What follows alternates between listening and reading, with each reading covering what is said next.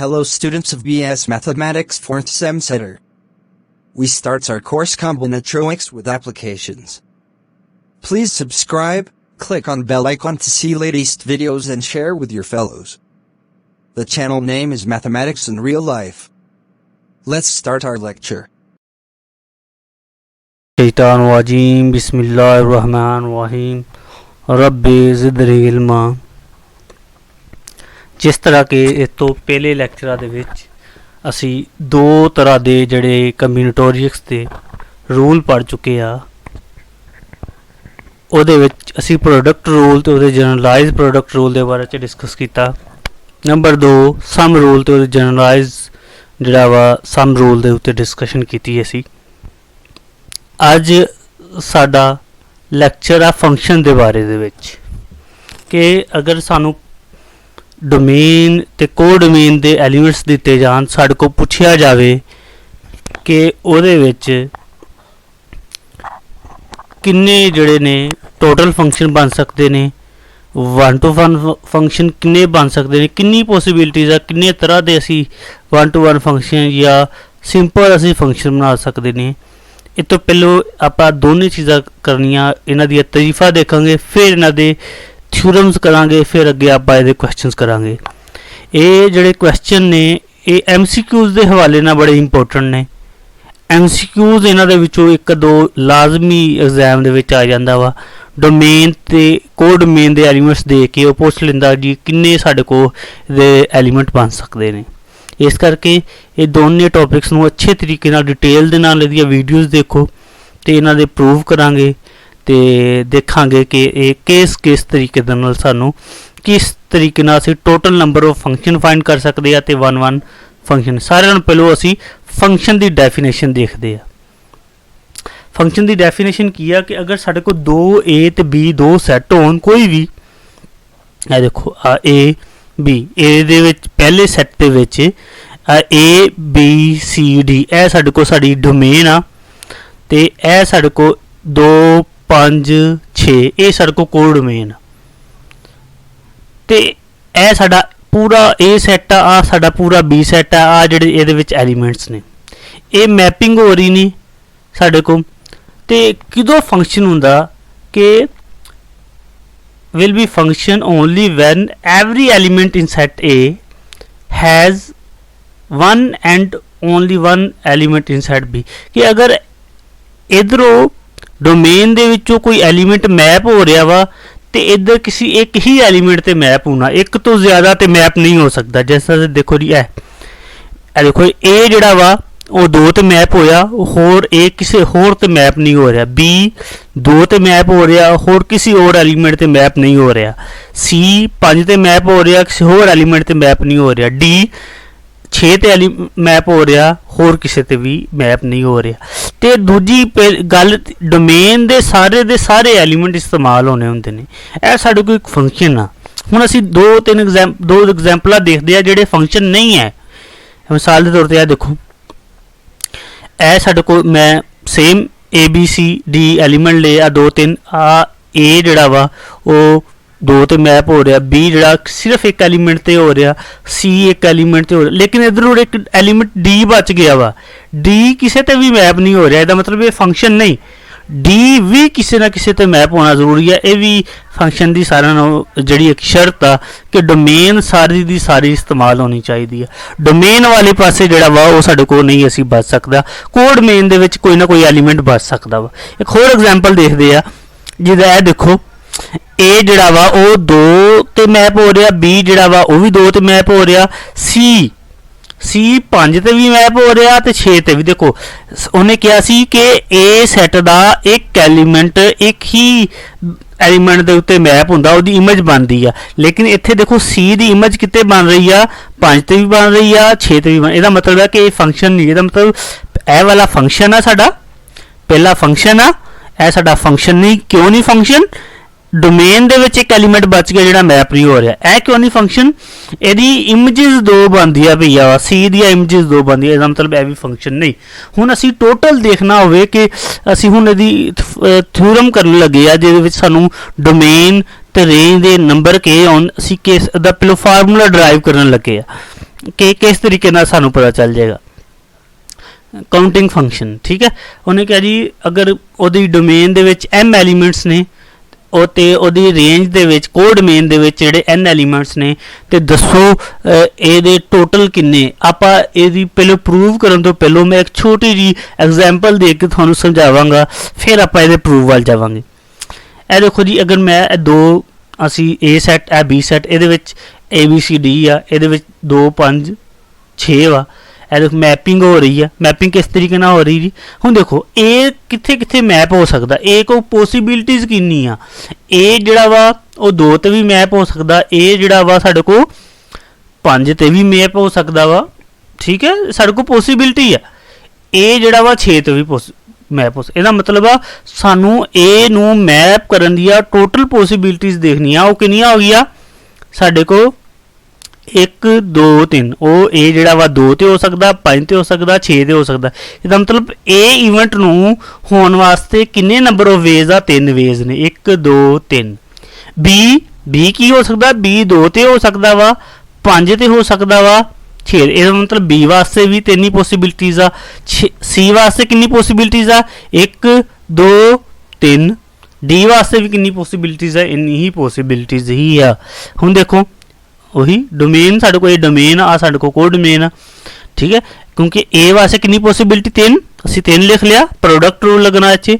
B वास्ते कितनी possibility है, बी वास्ते भी 3 पॉसिबिलिटीज आ, सी वास्ते भी 3 पॉसिबिलिटीज है, डी वास्ते भी 3 ही पॉसिबिलिटीज है। ਇਹਦਾ मतलब 3 ਦੀ ਕੁਵਤ 4 बन गया ਤੇ ਸਾਡੇ ਕੋਲ ਇਹਦਾ मतलब ਸਾਡੇ ਕੋਲ ਫੰਕਸ਼ਨ ਕੀ ਫਾਰਮੂਲਾ ਕੀ ਬਣਿਆ, ਸਾਡੇ ਕੋਲ ਫਾਰਮੂਲਾ ਇਹ ਬਣਿਆ ਅਸੀਂ ਕੋਡ ਡੋਮੇਨ ਦੀ ਐਲੀਮੈਂਟ ਦੀ ਤਾਦਾਦ ਗਿਣਨੀ ਆ, ਕੋਡ ਡੋਮੇਨ ਐਲੀਮੈਂਟ ਸੀ, ਕੋਡ ਡੋਮੇਨ ਦੀ ਜਿੰਨੀ ਵੀ ਐਲੀਮੈਂਟ ਹੋਵਣ ਉਹਦੀ ਅਸੀਂ ਤਾਦਾਦ ਗਿਣਨੀ ਆ, ਤਾਦਾਦ ਗਿਣ ਕੇ ਜਿੰਨੀ ਡੋਮੇਨ ਦੇ ਵਿੱਚ ਐਲੀਮੈਂਟ ਆ ਉਹ ਉਹਦੀ ਪਾਵਰ ਲੈ ਲੈਣੀ। ਦੇਖੋ ਜੀ ਇਹ 'ਚ ਕੋਡ ਡੋਮੇਨ ਦੀ ਕਿੰਨੀ 1 2 3, ਅਸੀਂ ਆ ਦੇਖੋ 3 ਲਿਖਿਆ, ਕੋਡ ਡੋਮੇਨ ਦੀ ਕਿੰਨੀ ਐਲੀਮੈਂਟ 1 2 3 4, ਅਸੀਂ ਪਾਵਰ ਦੇ ਵਿੱਚ 4 ਲਿਖ ਲਿਆ।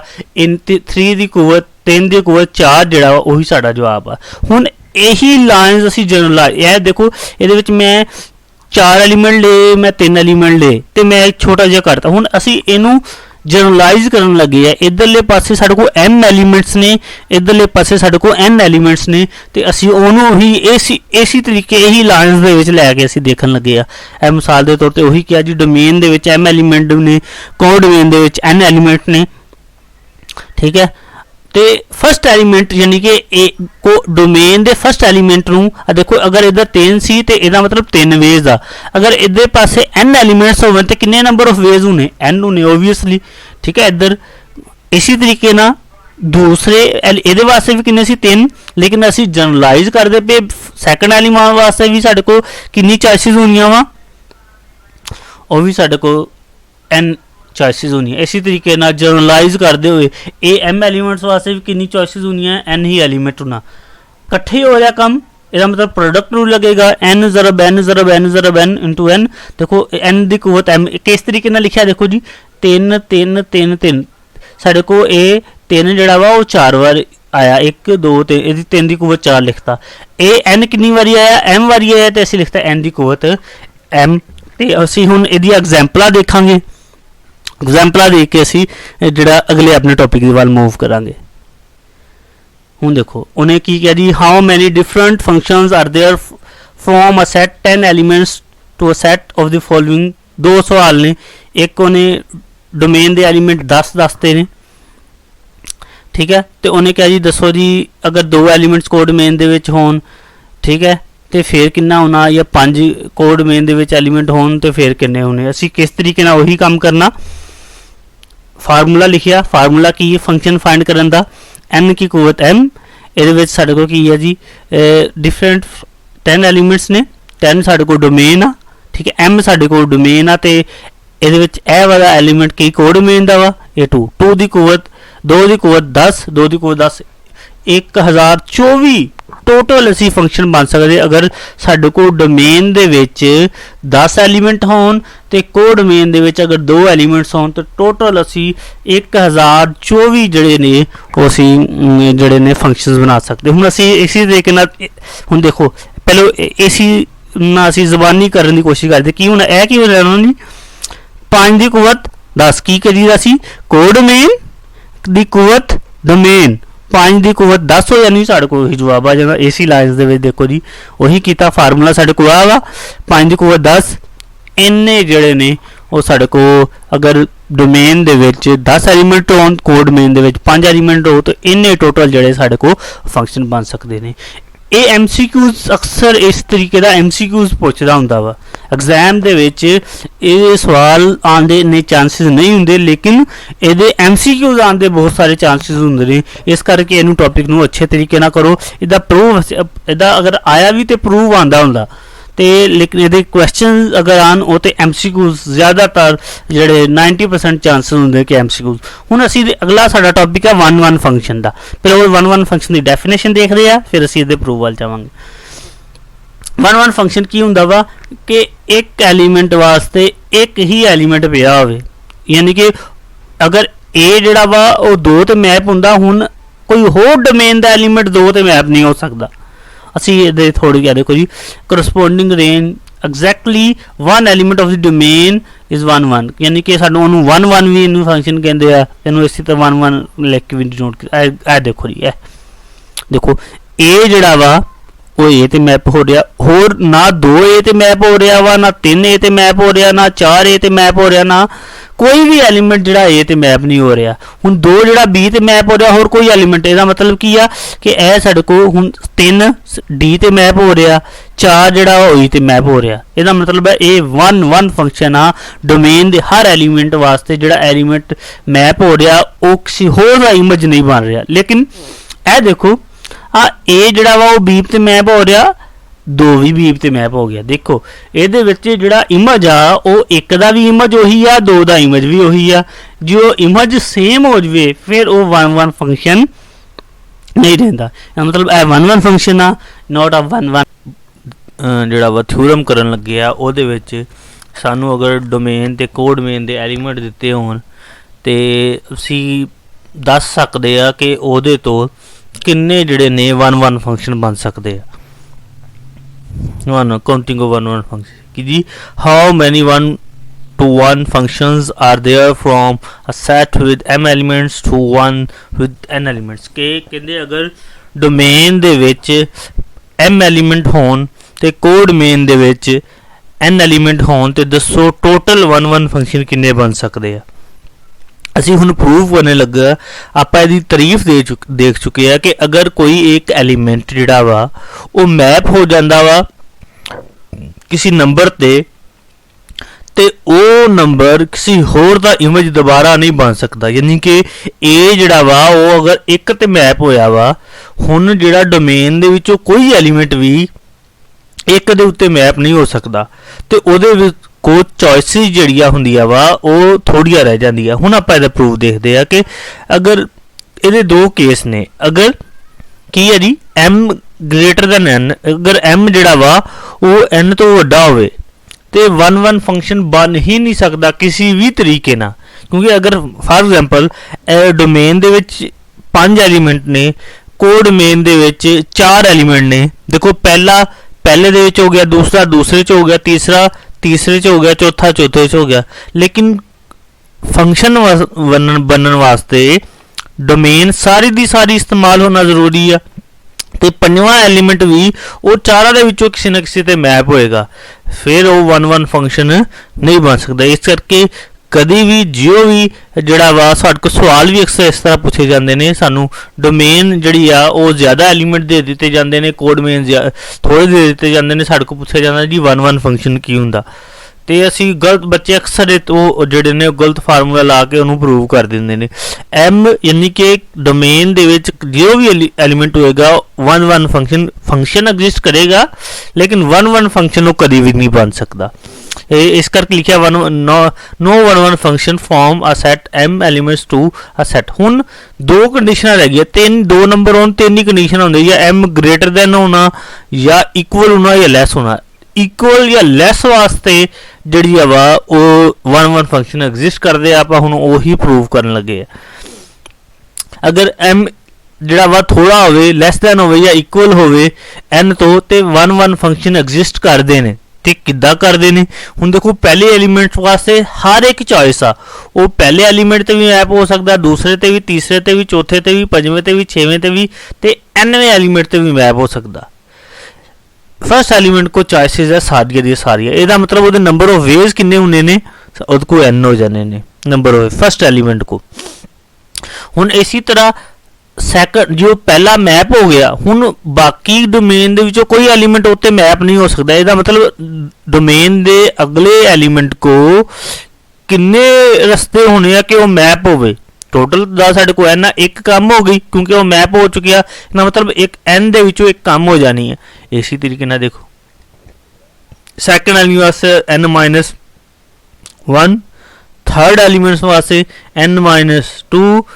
ਹੁਣ देखो ਇਹਨੂੰ ਅਸੀਂ ਜਨਰਲਾਈਜ਼ ਕਰਨ ਲੱਗੇ ਆ, ਕਿਸ ਤਰੀਕੇ ਨਾਲ ਹੋ ਰਿਹਾ ਵਾ ਕਿ ਅਗਰ ਫਸਟ ਐਲੀਮੈਂਟ ਆ n ਦੇ ਵਿੱਚੋਂ 0 ਮਾਈਨਸ ਹੋ ਰਿਹਾ, ਅਗਰ ਸੈਕੰਡ ਐਲੀਮੈਂਟ ਆ ਤੇ n ਦੇ ਵਿੱਚੋਂ ਸੈਕੰਡ ਦੇ ਵਿੱਚੋਂ ਇੱਕ ਕੰਮ ਕਰਦੀ ਹੈ, ਯਾਨੀ ਕਿ 1 2 ਦੇ ਵਿੱਚੋਂ ਇੱਕ ਕਰਦੀ, ਇੱਕ n-1 ਹੋ ਰਿਹਾ। ਥਰਡ अगर एलिमेंट आ ਉਹਦੇ ਵਿੱਚ ਕਿੰਨਾ ਹੋ ਜਾਣਾ n-2 ਆ। 2 ਕਿਸ ਤਰ੍ਹਾਂ ਬਣਦਾ ਵਾ ਜਿਹੜਾ 3 ਦੇ ਵਿੱਚੋਂ ਅਗਰ ਇੱਕ ਕੱਢ ਦਈਏ। ਅਗਰ ਜਨਰਲਾਈਜ਼ ਹੋਵੇ kth ਐਲੀਮੈਂਟ ਹੋਵੇ ਉਹਨੂੰ ਵੀ ਕਿਸ ਤਰੀਕੇ ਨਾਲ ਲਿਖੋਗੇ ਅਸੀਂ n-k-1, ਯਾਨੀ ਕਿ ਜਿੰਨਵਾਂ ਐਲੀਮੈਂਟ ਆ ਉਹ ਤੋਂ ਇੱਕ ਕਮ ਜਿਹੜਾ ਵਾ ਉਹ ਐਲੀਮੈਂਟ ਨੰਬਰ ਜਿਹੜਾ n ਦੇ ਵਿੱਚੋਂ ਮਾਈਨਸ ਕਰ ਦਿੱਤਾ। ਇਸੇ ਤਰ੍ਹਾਂ ਕਿਉਂਕਿ ਇਹਦੇ ਵਿੱਚ ਸਾਡੇ ਕੋਲ m ਐਲੀਮੈਂਟਸ ਨੇ ਤੇ ਅਸੀਂ ਉਹੀ ਕਰ ਲਿਆ n-m-1। ਹੁਣ ਇਹ ਸਾਰੇ ਐਟ ਅ ਟਾਈਮ ਹੋਣਾ ਫਿਰ ਹੀ ਫੰਕਸ਼ਨ ਬਣਨਾ ਵਾ। ਇਹਦਾ ਮਤਲਬ ਇਹਦੇ ਉੱਤੇ ਕੀ ਲੱਗਣਾ ਜੀ, प्रोडक्ट रूल लगेगा।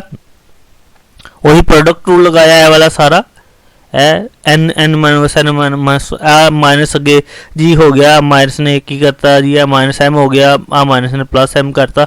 हुण असी इहनूं जनरलाइज करन लगे आ। ये फार्मूला थोड़ा कि एक सिंपलेस्ट फॉर्म के अंदर लिखन लगे आ फैक्टोरियल दी शक्ल दे विच।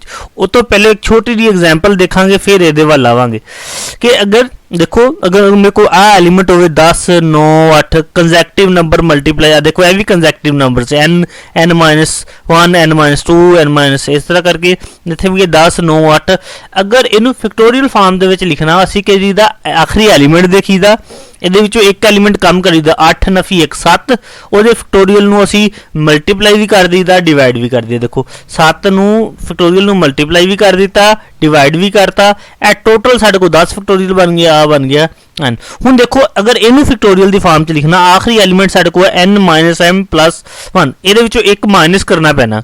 ਅਗਰ n-1 + m -m करिए +1 -1 कटिया जाना, साढ़े को कितना बच जाना सिर्फ n-m बच जाना। इसका मतलब n-m दे फैक्टोरियल ना असी मल्टीप्लाई भी कर देना डिवाइड भी कर देना। देखो जी n-m दे फैक्टोरियल ना मल्टीप्लाई भी कर दिता डिवाइड भी कर दिता। मैं छोटी जी एग्जाम्पल जो तुसी इस तरह की चीज़ करनी हो छोटी जी एग्जाम्पल लैके देख ली तक तुहाडे को आसान हो। देखो जो 7 फैक्टोरियल ना मल्टीप्लाई किया एक टोटल की बन गया, आ एंड वाला एलिमेंट 10 आ इहदा फैक्टोरियल बन जाता है। हुण देखो इहदे विच की हो जाना जी n दा फैक्टोरियल बन जाना, n दा फैक्टोरियल ओवर n-m फैक्टोरियल। इस तरीके दे नाल जेह्ड़े खोल जाएगी असी फार्मूला ला के जो भी उन्हें 1 फंक्शन किया असी फार्मूला की लगाना n फैक्टोरियल बटा n-m फैक्टोरियल ते m ਇਹਦੇ ਵਿੱਚ ਕੀ ਆ ਡੋਮੇਨ ਆ ਤੇ n ਕੀ ਆ ਇਹਦੇ ਵਿੱਚ ਕੋਡੋਮੇਨ ਆ। ਹੁਣ ਅਸੀਂ ਇਹਦੇ ਕੁਐਸਚਨ ਦੇਖਾਂਗੇ। देखो उन्हें क्या जी दसो जी 1 फंक्शन किन्ने बने ने, अगर डोमेन दे 4 एलीमेंट आ ते 2 ਇਹਦੇ ਕੁਐਸਚਨ ਦਿੱਤੇ, अगर कोडोमेन ਦੇ ਵਿੱਚ 2 एलीमेंट आ, अगर कोडोमेन ਦੇ ਵਿੱਚ 6 एलीमेंट आ। ਹੁਣ ਪਹਿਲਾਂ देखो डोमेन ਦੇ ਵਿੱਚ 4 एलीमेंट आ, कोडोमेन ਚ 2 एलीमेंट आ ਤੇ ਬਣਾਣਾ ਅਸੀਂ 1 फंक्शन है। ਇਹਦਾ मतलब 1 फंक्शन ਤੇ ਐਗਜ਼ਿਸਟ ਹੀ ਨਹੀਂ ਕਰਨਾ ਕਿਉਂਕਿ ਅਸੀਂ ਇਹ ਥਿਓਰਮ ਦੇ ਵਿੱਚ ਵੀ ਪੜ੍ਹ ਚੁੱਕੇ ਆ ਕੋਡੋमेन ਦੇ ਐਲੀਮੈਂਟ ਕਦੀ ਵੀ ਜਿਹੜੇ ਫॉर एग्जांपल यानी कि डोमेन ਦੇ एलिमेंट कभी भी ज़्यादा नहीं होंगे। ਉਹ ਡੋਮੇਨ ਦੇ ਐਲੀਮੈਂਟ ਹਮੇਸ਼ਾ ਹੀ ਕਮ ਰਹਿੰਦੇ ਨੇ, ਯਾਨੀ ਕਿ ਕੋਡ ਡੋਮੇਨ ਦੇ ਐਲੀਮੈਂਟ ਜਾਂ ਤੇ ਥੋੜੇ ਹੋ ਸਕਦੇ ਆ ਕੋਡ ਡੋਮੇਨ ਤੋਂ ਜਾਂ ਬਰਾਬਰ ਹੋ ਸਕਦੇ, ਲੇਕਿਨ ਇੱਥੇ ਦੇਖੋ 4 ਵੱਡਾ ਵਾ 2 ਤੋਂ, ਇਹਦਾ ਮਤਲਬ ਆ ਕਿ ਇਹ 1 ਫੰਕਸ਼ਨ ਐਗਜ਼ਿਸਟ ਨਹੀਂ ਕਰ ਸਕਦਾ। ਇਹ ਸਾਡਾ ਕੇਸ 1 ਬਣ ਜਾਣਾ। ਇਸ ਤਰ੍ਹਾਂ ਕਰਕੇ ਤੁਹਾਡੇ ਕੋਲ MCQs ਪੁੱਛੇ ਜਾ ਸਕਦੇ ਨੇ। ਉਹੀ ਹੈ ਕਿ ਨੰਬਰ ਆਫ ਹੋ ਗਿਆ ਸਾਡੇ ਕੋਲ m ਸਾਡੇ ਕੋਲ 4 ਹੋ ਗਿਆ, ਕੋਡ ਡੋਮੇਨ ਦੇ ਸਾਡੇ ਕੋਲ ਐਲੀਮੈਂਟ ਕਿੰਨੇ ਹੋ ਗਏ n ਹੋ ਗਏ, ਤੇ ਕਿਉਂਕਿ ਸਾਡੇ ਕੋਲ 1 ਫੰਕਸ਼ਨ m ਜਿਹੜਾ ਵਾ ਡੋਮੇਨ ਦੇ ਐਲੀਮੈਂਟ ਜ਼ਿਆਦਾ ਵਾ ਕੋਡ ਡੋਮੇਨ ਤੋਂ, ਇਹਦਾ ਮਤਲਬ 1 ਫੰਕਸ਼ਨ ਐਗਜ਼ਿਸਟ ਹੀ ਨਹੀਂ ਕਰਦਾ, ਅਸੀਂ ਕਹਿੰਦੇ ਡਜ਼ ਨਾਟ ਐਗਜ਼ਿਸਟ। ਹੁਣ ਇਹ MCQs ਦੇ ਤੌਰ ਤੇ ਪੁੱਛ ਸਕਦੇ। ਜ਼ਿਆਦਾਤਰ ਮੈਂ ਤੁਹਾਨੂੰ ਪਹਿਲੇ ਵੀ ਲੈਕਚਰ ਦੇ ਸ਼ੁਰੂ ਤੇ ਦੱਸਿਆ ਕਿ ਇਹ ਜਿਹੜੇ ਸਵਾਲ ਨੇ ਇਹ ਜ਼ਿਆਦਾਤਰ MCQs ਦੇ ਹਵਾਲੇ ਨਾਲ ਇੰਪੋਰਟੈਂਟ ਨੇ ਤੇ ਇਹਦੇ ਥਿਊਰਮ ਜਿਹੜੇ ਨੇ ਉਹ ਕੁਐਸਚਨਸ ਦੇ ਲਿਹਾਜ਼ ਨਾਲ ਇੰਪੋਰਟੈਂਟ ਨੇ। ਹੁਣ ਇਸੇ ਤਰ੍ਹਾਂ ਦੇਖੋ, ਇਹਦੇ ਵਿੱਚ ਦੇਖੀਏ ਸਾਡੇ ਕੋਲ ਡੋਮੇਨ ਦੇ ਐਲੀਮੈਂਟ ਕਿੰਨੇ ਹੋ ਗਏ ਜੀ, 4 ਐਲੀਮੈਂਟ ਹੋ ਗਏ। ਕੋਡ ਡੋਮੇਨ ਦੇ ਐਲੀਮੈਂਟ ਕਿੰਨੇ ਹੋ ਗਏ, 6 ਐਲੀਮੈਂਟ ਹੋ ਗਏ। ਤੇ ਅਸੀਂ ਹੁਣ ਦੇਖੋ ਇਹਦੇ ਵਿੱਚ ਕੋਡ ਡੋਮੇਨ ਦੇ ਐਲੀਮੈਂਟ ਥੋੜੇ ਨੇ, ਕੋਡ ਡੋਮੇਨ ਦੇ ਐਲੀਮੈਂਟ ਜ਼ਿਆਦਾ। ਇਹਦਾ ਮਤਲਬ ਇਹਦੇ ਉੱਤੇ ਲੱਗ ਸਕਦਾ ਫਾਰਮੂਲਾ ਕੀ ਹੈ ਸਾਡੇ ਕੋਲ, n factorial ਬਟਾ n minus m factorial. ਅਸੀਂ n ਫੈਕਟੋਰੀਅਲ ਸਾਡੇ ਕੋਲ 6 ਆ, 6 ਦੀ ਵੈਲਿਊ ਲਿਖੀ, n ਮਾਈਨਸ 1 ਕੀਤਾ, ਸੋਲਵ ਕੀਤਾ, ਸੋਲੂਸ਼ਨ ਕੀਤਾ 360। ਇਹਦਾ ਮਤਲਬ ਆ ਕਿ ਅਗਰ 4 ਐਲੀਮੈਂਟ ਹੋਣ ਡੋਮੇਨ ਦੇ ਵਿੱਚ, ਕੋਡ ਡੋਮੇਨ ਦੇ ਵਿੱਚ 6 ਐਲੀਮੈਂਟ ਹੋਣ ਤੇ ਉਹਦੇ ਵਿੱਚੋਂ 360 ਜਿਹੜੇ ਨੇ ਉਹ 1 ਫੰਕਸ਼ਨ ਜਿਹੜੇ ਨੇ ਉਹ ਬਣ ਸਕਦੇ ਨੇ। ਹੁਣ ਐਕਸਰਸਾਈਜ਼ ਦੇ ਪ੍ਰੋਬਲਮ ਨੇ, ਅਸੀਂ ਇਸ ਤਰ੍ਹਾਂ ਕਰਕੇ ਮੁਖਤਲਿਫ ਤਰ੍ਹਾਂ ਦੇ ਐਜ 1 ਸਾਡੇ ਕੋਲ ਉਹਨੇ ਸਿੰਪਲ ਫੰਕਸ਼ਨ ਦੇ ਬਾਰੇ 'ਚ ਪੁੱਛਿਆ ਵਾ ਤੇ ਸਿੰਪਲ ਫੰਕਸ਼ਨ ਦਾ ਉਹਦਾ ਕੀ ਹੁੰਦਾ ਜੀ, ਕੋਡ ਮੇਨ ਦੀ ਪਾਵਰ ਜਿਹੜੀ ਡੋਮੇਨ ਲੈ ਲਈ ਦੀ ਆ ਸਾਡੇ ਕੋਲ ਸੋਲਵ ਹੋ ਜਾਂਦੇ ਨੇ। ਇਸੇ ਤਰੀਕੇ ਨਾਲ ਸਾਡੇ ਕੋਲ ਇਹ 1 ਫੰਕਸ਼ਨ ਦੀ ਆ। ਇਹ ਲੈਕਚਰ ਜਿਹੜਾ ਉਹਨੂੰ ਅੱਛੇ ਤਰੀਕੇ ਨਾਲ ਦੇਖੋ, ਇਹਦੇ ਵਿੱਚੋਂ 1-2 MCQ ਜਿਹੜੇ ਨੇ ਉਹ ਆ ਜਾਂਦੇ ਨੇ, ਅਕਸਰ ਆ ਜਾਂਦੇ ਨੇ। ਤੁਸੀਂ ਪੇਪਰ ਦੇ ਵਿੱਚ ਤੇ ਲਾਜ਼ਮੀ ਆਉਂਦੇ ਨੇ। ਇਸ ਤੋਂ ਇਲਾਵਾ ਤੁਸੀਂ ਕਿਤੇ ਵੀ ਟੈਸਟ ਦੇਣ ਜਾਂਦੇ ਹੋ, ਕੋਈ ਵੀ ਤੁਹਾਡੇ ਕੋਲ ਇੰਟਰਵਿਊ ਹੁੰਦਾ ਵਾ, ਉਹਦੇ ਵਿੱਚ ਤੁਹਾਡੇ ਕੋਲ ਕਿਸੇ ਵੀ ਤਰੀਕੇ ਦੇ ਨਾਲ ਇਹ ਜਿਹੜਾ ਵਾ ਪੁੱਛਿਆ ਜਾ ਸਕਦਾ ਵਾ। ਇਸ ਕਰਕੇ ਇਹਨੂੰ ਅੱਛੇ ਤਰੀਕੇ ਦੇ ਨਾਲ ਤਿਆਰ ਕਰੋ। ਨੈਕਸਟ ਲੈਕਚਰ ਦੇ ਵਿੱਚ ਅਸੀਂ ਦੇਖੋ ਪਹਿਲੇ ਲੈਕਚਰਾਂ ਦੇ ਵਿੱਚ 5 ਲੈਕਚਰਾਂ ਦੇ ਵਿੱਚ ਅਸੀਂ ਸਮ ਰੂਲ, ਪ੍ਰੋਡਕਟ ਰੂਲ ਦਾ ਪੜ੍ਹਿਆ, ਜਨਰਲਾਈਜ਼ ਪ੍ਰੋਡਕਟ ਰੂਲ ਪੜ੍ਹਿਆ, ਫਿਰ ਸਮ ਰੂਲ ਪੜ੍ਹਿਆ। ਇਹ ਪ੍ਰੋਡਕਟ ਕੁਐਸਚਨ ਸੀ, ਉਹਦੇ ਤੇ ਇਕੱਲਾ ਪ੍ਰੋਡਕਟ ਰੂਲ ਲੱਗਦਾ ਸੀ, ਜਾਂ ਕੁਐਸਚਨ ਸੀ ਉਹਦੇ ਵਿੱਚ ਇਕੱਲਾ ਸਮ ਰੂਲ ਲੱਗਦਾ ਸੀ। ਲੇਕਿਨ ਹੁਣ ਜਿਹੜੇ ਲੈਕਚਰ ਅਸੀਂ ਕਰਨੇ ਨੇ, ਇੱਕ ਲੈਕਚਰ ਜਿਹੜਾ ਕਰਨਾ ਵਾ ਉਹਦੇ ਵਿੱਚ ਅਸੀਂ ਇਸ ਤਰ੍ਹਾਂ ਦੇ ਪ੍ਰੋਬਲਮ ਡਿਸਕਸ ਕਰਨੇ ਆ ਜਿਹਦੇ ਵਿੱਚ ਸਮ ਰੂਲ ਵੀ ਲੱਗਦਾ ਹੋਵੇ, ਪ੍ਰੋਡਕਟ ਰੂਲ ਵੀ ਲੱਗਦਾ ਹੋਵੇ। ਅਸੀਂ ਇਹ ਦੇਖਣਾ ਵਾ ਤੇ ਕਿਸ ਤਰੀਕੇ ਨਾਲ ਸਾਨੂੰ ਪਤਾ ਚੱਲੇਗਾ ਕਿ ਇਹਦੇ ਤੇ ਇਕੱਲਾ ਸਮ ਰੂਲ ਲੱਗਣਾ ਵਾ, ਇਕੱਲਾ ਪ੍ਰੋਡਕਟ ਰੂਲ ਲੱਗਣਾ ਵਾ। ਇਹ ਅਸੀਂ 2 ਤਰੀਕੇ ਪੜ੍ਹ ਲਏ ਆ। ਸਾਨੂੰ ਕਿੱਦਾਂ ਪਤਾ ਚੱਲੇਗਾ ਕਿ ਸਾਡੇ ਕੋਲ ਜਿਹੜਾ ਸਵਾਲ ਆ ਉਹਦੇ ਉੱਤੇ ਸਮ ਰੂਲ ਵੀ ਲੱਗਦਾ ਵਾ ਤੇ ਪ੍ਰੋਡਕਟ ਰੂਲ ਵੀ ਲੱਗਦਾ ਵਾ।